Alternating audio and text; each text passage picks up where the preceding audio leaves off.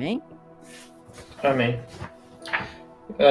A respeito disso que você colocou agora, irmão Israel, do concílio de Constantinopla em 381, que eles incluíram, né? Eu não vou ler todo o credo niceno aqui, que ele fala de bastante coisa, mas é basicamente o resumo do credo niceno é o quê?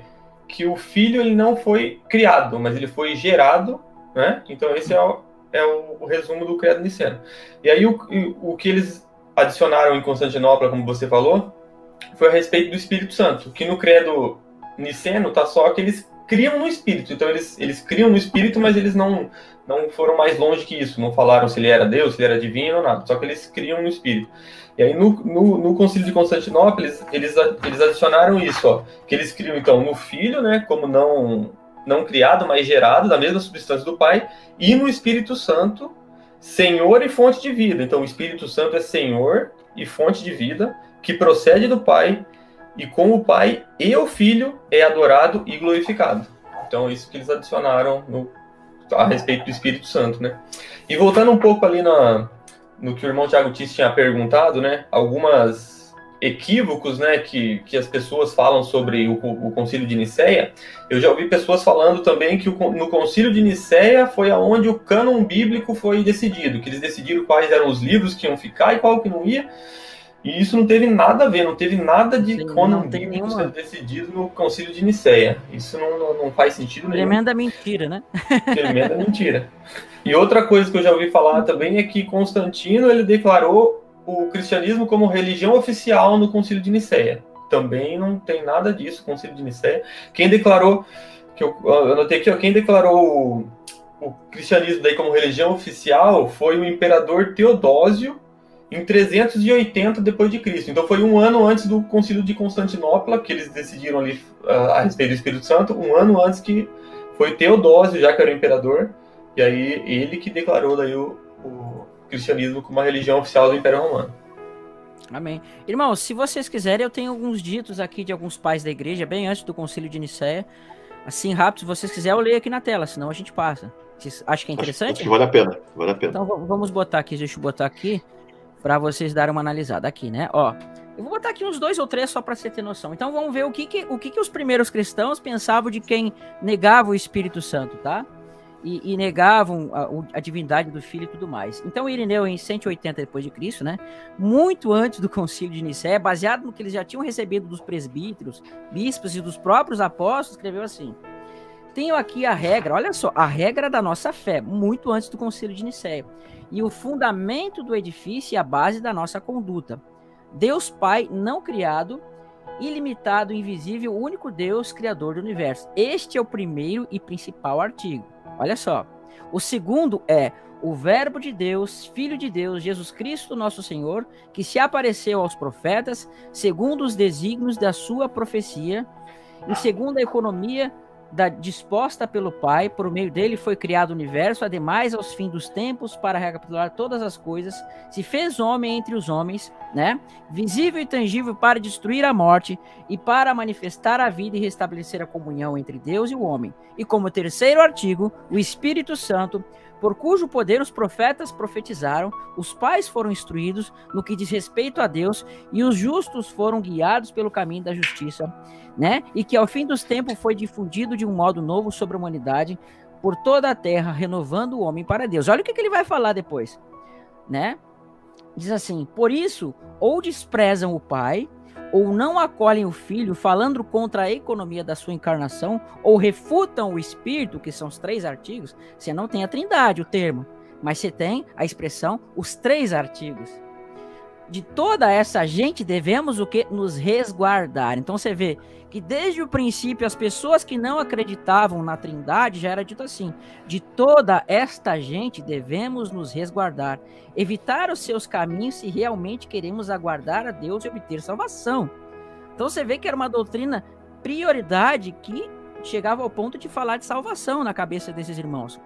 Não era uma coisinha, não, tudo bem, não faz sentido, não. Era uma doutrina, se queremos agradar a Deus e obter salvação. Você vê que era uma doutrina primária, né? O Pai e o Filho e o Espírito Santo. Tem mais textos aqui, tá? Deixa eu ver aqui. Clemente, entre o ano 30 e o ano 100, diz assim, olha lá. Estando o Pai no Filho, né? o Filho no Pai, perdão, e o Pai no Filho, em unidade e potência do Espírito, o Filho de Deus é inteligência e o Verbo do Pai. Realmente uno e não pode menos de maravilhar-se ao ouvir chamar de ateus os que admitem um Deus Pai, a um Deus Filho e a um Espírito Santo. Que é uma frase mais trinitariana que essa, irmãos? Mostrando a sua potência na unidade sem distinção na ordem. Potência na unidade, mas a distinção na ordem, ou seja, pessoas diferentes. Nós movemos pelo só desejo de chegar a conhecer o Deus verdadeiro e ao Verbo que está nele, e qual é a comunhão que há entre o Pai e o Filho, e a coisa seja o Espírito, que seja a unidade de tão grandes realidades e distinções entre assim unidos o Espírito, o Filho e o Pai. Que é uma frase mais trinitariana? Não, foi Constantino que inventou a Trindade. E agora eu vou mostrar um texto judeu para vocês. Isso aqui não é cristianismo, tá? Aqui é judaísmo. Isso aqui não foi escrito por cristão. Diz assim: venham e vejam o mistério da palavra Yud-He Vav-He.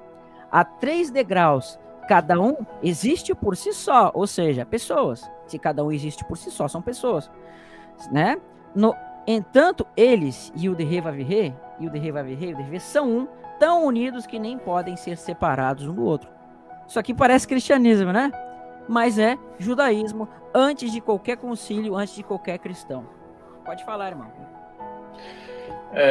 Eu tô vendo muito nos comentários aqui, já vi umas 3 ou 4 pessoas falando que o problema que eles não estão entendendo ali, e eles estão tentando argumentar, é que, sim, existe 3, mas que não fala, um comentou agora há pouco ali, Mamelo, que não fala que o Espírito é uma pessoa.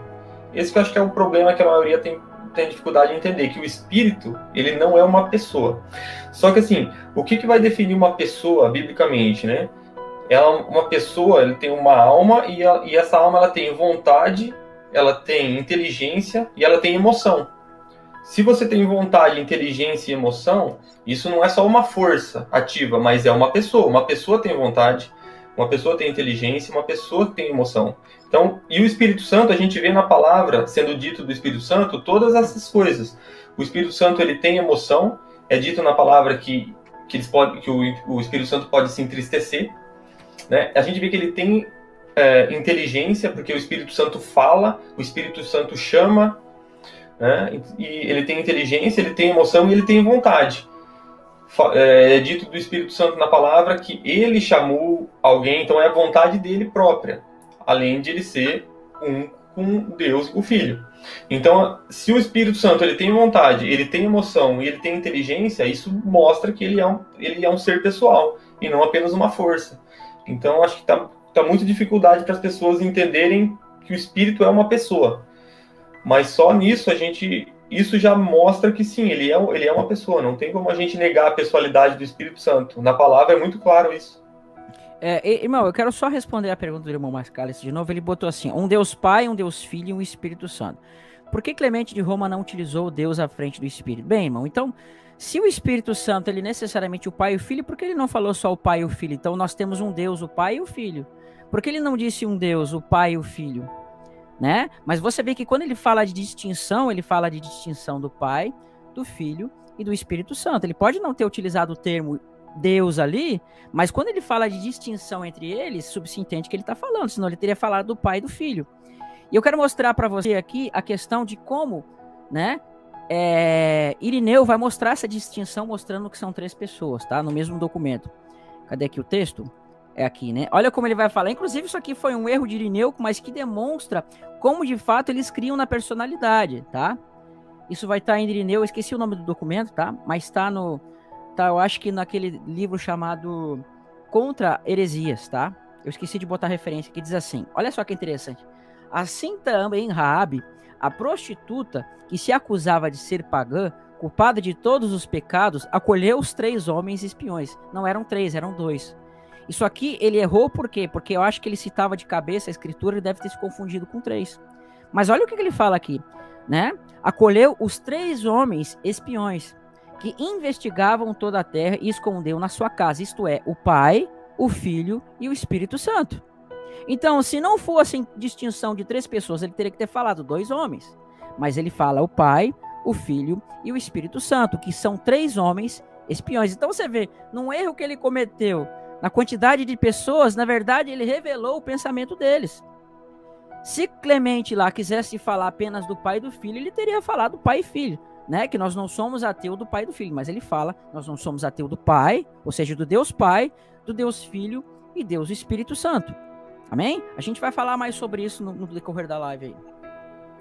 Olha só, tem uma pergunta que eu acho que é legal a gente definir. A gente foi falando e a gente não abordou muito essa questão, mas é legal às vezes a gente definir para o pessoal também, tá?